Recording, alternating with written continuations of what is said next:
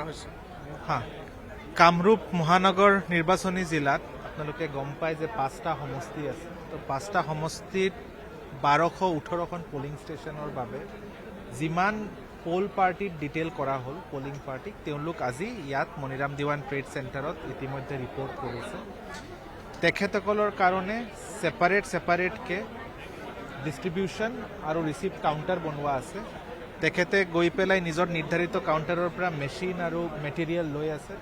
লৈ পেলাই তেখেতে ভালকৈ চেক কৰি ইয়াতে লাঞ্চ কৰি পেলাই ট্ৰান্সপৰ্টেশ্যনৰো ব্যৱস্থা কৰা হৈছে তেওঁলোকে ডাইৰেক্টলি নিজৰ পলিং ষ্টেচনত চাব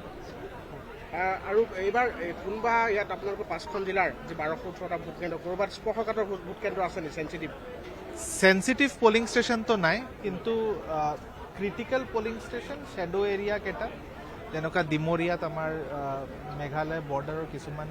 পলিং ষ্টেচন আছে য'ত নেটৱৰ্ক ফ্লাকচুৱেশ্যনৰ ইছ্যু থাকে তেনেকুৱা ধৰণৰ পলিং ষ্টেচন আমি চিনাক্ত কৰিছোঁ আৰু তাৰ কাৰণে স্পেচিয়েল এৰেঞ্জমেণ্টছ কৰা হৈছে কিমান বিষয়া নিয়োগ কৰা হৈছে এই গোটেই 5খন জিলাত 5খন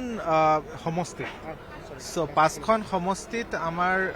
পলিং পাৰ্টি যদি আমি ধৰোঁ ডাইৰেক্ট পলিং পাৰ্চনেল যোনকেইজন পলিং ষ্টেচনত ডিটেইল কৰা হৈছে ইজ 4,864 এৰাউণ্ড 5,000 ধৰি লওক তাৰ উপৰিও আমাৰ যদি আমি ৰিজাৰ্ভ পাৰ্চনেলক ধৰোঁ তেতিয়া 6,500 টোটেল